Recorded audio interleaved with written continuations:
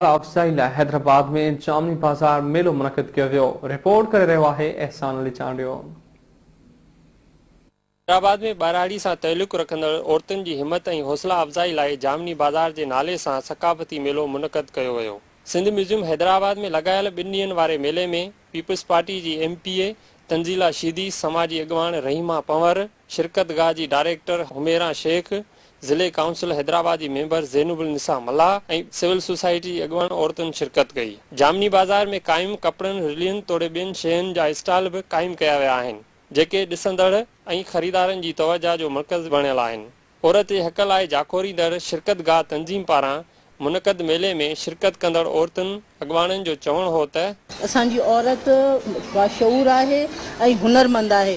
बसि हू जेका हिकिड़ी छाप लॻी वई हली कुझु माण्हुनि असांजे कल्चर खे डैमेज करण लाइ, असांजी औरतुनि खे पुठिते करण लाइ जेका हिकिड़ी गेम खेॾी आहे, उन छाप खे, उन गेम खे पुठिते करण लाइ ही वॾो स्टेप आहे जामनी मेलो। ऐं अहिड़े क़िस्म जी जामनी बाज़ार जहिड़ा प्रोग्राम्स थियण सां हू जेके नेगेटिव माइंड आहिनि, जिन माण्हुनि असांजी सकाफ़त खे डैमेज करणु चाहियो आहे, उन्हनि जे मुंहं ते खुली चिमाट हूंदी ऐं ही असांजी खुली ललकार हूंदी।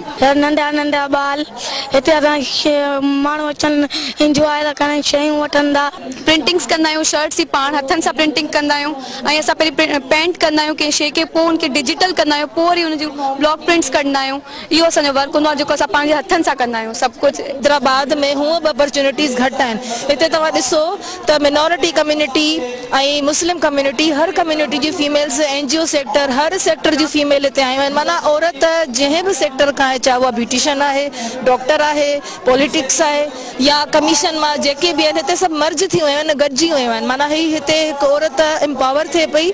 इसमें हमारे कल्चरल जैसे मशहूर है कि सिंध के कल्चरी जो है वो कल्चर फूड होते हैं, जैसे साग रोटी, चावल की रोटी, बाजरे की रोटी, वो है, पकोड़े हैं हमारे, और मुख्तलिफ हैंडीक्राफ्ट्स के स्टॉल्स हमारे यहाँ लगाए गए। जेतोणीक सिंध में ॿारहाड़ी जूं औरतूं सख़्त महिनत करे रिलियूं तोड़े सकाफ़ती कपड़ा तयारु कंदियूं रहनि थियूं, पर खेनि महिनत जो पूरो अजूरो नथो मिले। उन लाइ समाजी तंज़ीमुनि पारां औरत जी महिनत तोड़े सकाफ़ती शयूं नुमायां करण लाइ जामनी बाज़ार मुनक़िद करण जो सुठो सोण साबित थींदी। कैमरामैन इरफान जकरे सां गॾु एहसान अली, धरती TV न्यूज़।